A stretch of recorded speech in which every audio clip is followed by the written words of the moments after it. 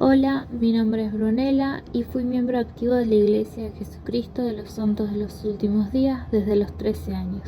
Soy oriunda de Río Cuarto, una ciudad de Córdoba, donde practicaba esta religión. Y fui abusada por un líder de la iglesia a la que iba en Villa Allende. La iglesia la conocí por el esposo de mi mamá. Mis padres son divorciados, el cual nació dentro del convenio y bautizó a mi mamá a la edad de 18 años. Ella eventualmente se inactivó y yo nunca, hasta los 13 años, había escuchado nada de los mormones.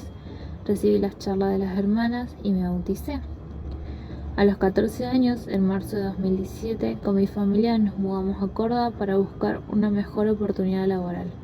Al principio nos quedamos en un hostal del templo de Córdoba capital un par de meses, donde cultivé más mi creencia. Luego nos mudamos hacia Villa Allende con mi mamá, su esposo y yo. La situación inicial no fue fácil para nosotros. Vivíamos humildemente en Villa Allende, con decir que no contábamos con agua caliente. El esposo de mi mamá sufría alcoholismo, teniendo momentos donde se iba de la casa y no sabíamos nada de él por semanas, quedándonos mi mamá y yo solas. Al principio, el ir a la iglesia me gustaba. Siempre fui una persona muy tímida, pero había logrado formar un grupo de amigos con los jóvenes del barrio. Me invitaron a actividades de la iglesia y poco a poco la relación creció al punto donde nos juntábamos a tomar mate y hacer cosas fuera de la iglesia. Mi mamá participaba con la Sociedad de Socorro. Quisimos ver como un gran apoyo a la iglesia en nuestra llegada a Villa Allende. En el momento de los hechos fue en septiembre de 2017. Marcelo, quien fue mi abusador, era miembro desde hace muchísimos años. Era secretario del obispo y presidente de Hombres Jóvenes. Mujeres jóvenes y hombres jóvenes tenían muchas actividades en conjunto y él se volvió en un principio un gran amigo de la familia. Entonces me conocía bastante, sabía la situación en la que estaba mi familia y que yo no la estaba pasando muy bien en esos temas. Sufría mucho con respecto a que mi papá no estaba presente en mi vida y Marcelo quería que yo lo considerara como parte de mi familia, que si tenía algún problema que confiara en él. Desde un principio yo sentía que él al abrazarme me rozaba la mano en la cola más de una vez. A veces me llenaba de besos y me besaba cerca del cuello y la boca. Le resté importancia en ese momento. No sabía bien qué hacer con esas situaciones. Me apartaba en un aula, los dos solos para conversar, incluso me sentaba en su falda. Un novio que yo tenía de la iglesia, el cual era el hijo del obispo, me dijo que no quería que yo me acercara mucho a Marcelo, que no confiaba en él, no entendía por qué, ya que no me explicaba la situación. El 17 de septiembre de 2017 fue domingo. Con mi mamá no fuimos a la capilla, su esposo no estaba en la casa, se había ido hace unos días. Marcelo vino a darnos la Santa Cena. Yo asistía a coro en la sede de Argüello y él se ofreció a llevarme a la capilla por la tarde. Mi mamá le dijo que sí. Pasó con su familia, la cual tenían que ir a ver a un familiar al hospital internado en Córdoba capital. Fuimos todos, su esposa, sus hijos y yo hasta Córdoba. Ellos se van y quedamos Marcelo y yo rumbo a Argüello. En el camino, él me dijo que me quería y que me veía como una hija, que quería que yo lo viera como un padre y que confiara en él. Fui a coro, terminó coro. Llegó el momento de irnos. Marcelo se ofrece a llevar a casa al que era mi novio en ese momento y él le dijo que no, que iba a esperar a su papá, el obispo. Nos fuimos, ya eran aproximadamente las 8 o 9 de la noche. Marcelo me dice que quería pasar a buscar unos abrigos para sus hijos y su esposa cuando los vaya a buscar al hospital. Entonces la idea era ir a su casa, buscar los abrigos, dejarme en mi casa y seguir para Córdoba. Le dije que sí.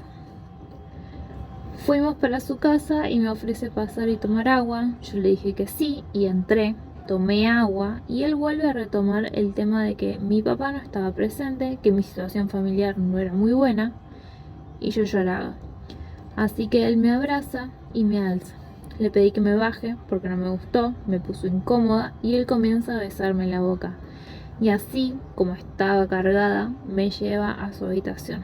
Me deja sobre la cama y me saca el calcán que yo tenía. Me corre la ropa interior y comienza a abusar de mí. Le pedí que me soltara, que parara y no pasó. Yo lloraba. Cuando él estaba por eyacular, se separa de mí y se va a hacerlo al baño que está junto a su habitación. Quedé sola y comencé a cambiarme. Cuando él vuelve, comienza a pedirme perdón, que se sentía muy arrepentido y que eso no iba a pasar más. Dije que estaba bien, que ya me quería ir a mi casa. Me lleva y cuando mi mamá me pregunta por qué había estado llorando, le dije que habíamos hablado sobre mi papá. No hizo más preguntas y me fui a bañar. Yo asistí al colegio en el turno de la tarde, pero por la mañana ese día tenía que ir al gimnasio. Voy y después de clases le comento a una amiga lo que había pasado la noche anterior. Ella no me dice nada, ya que la habían llegado a buscar. Por la tarde me tocaba volver a la secundaria. En clases me pongo muy mal y mis amigas me preguntan qué pasó. Les comento lo del abuso y ellas son quienes me dicen que tengo que ir a contarle al director. Y eso mismo hice. El director cita a mi mamá para que esa misma tarde vaya a verlos. Y son ellos quienes les cuentan lo que había pasado conmigo. Yo estaba esperando afuera de la dirección y escucho que mi mamá grita y se pone a llorar. Un ratito después sale, me abraza y me dice que tenemos que ir a hacer la denuncia. Vamos hacia el Polo de la Mujer, que es donde las mujeres reciben ayuda actualmente en Córdoba. Es una sede que está en Capital. Y vamos a hacer la denuncia. Allí tengo que dar mi declaración y recuperan una muestra de ADN de mi vagina. Me dieron penicilina y medicamentos para contrarrestar posibles ETS y que no me contagiara de nada, ya que no se usó preservativo. Mi madre llama al obispo para contar lo sucedido y él ya sabía. Marcelo había pedido verlo y contarle lo que había pasado bajo el secreto de confesión. El obispo y el presidente de Estaca son los que le otorgan el perdón. A nosotros nos dicen que él estaba muy arrepentido y nos pidieron que no hiciéramos la denuncia, ya que estaba arrepentido y que lo habían perdonado.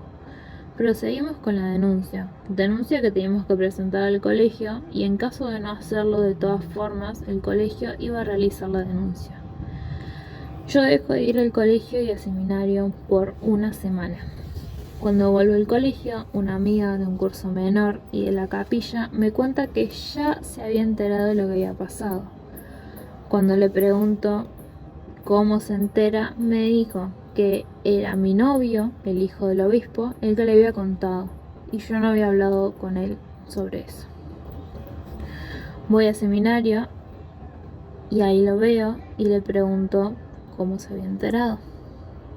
Entonces es él el que me dice que había escuchado a su papá hablar de la situación y le comentó a algunas personas. Para esa altura ya muchos miembros sabían lo que había pasado por causa de él. No quise volver a saber nada de él, pues ya que no hubo apoyo de su parte. Muchos miembros ya sabían qué había pasado y no lo podían creer. No de Marcelo, el cual se presentaba como un muy buen miembro que lo conocían hace años. No me creían. Total, mi familia era la nueva del barrio y empezaron a decir que era mi culpa, que yo lo seduje y rompí un hogar muy bueno. Me enojé y me entristecí muchísimo. Quise dejar de asistir, cosa que no pude hacer debido a que mi mamá me obligaba a ir. La iglesia me puso una psicóloga para llevar mi tratamiento por lo deprimida que estaba. Tuve 2 psicólogas. La primera que tuve fue muy buena conmigo, pero era un viaje de como 2 horas para asistir a terapia. Tenía que faltar al colegio y estar todo el día en Capital. Cambiamos de psicóloga a una más cerca y es ella la que me empieza a hablar del perdón, de Dios.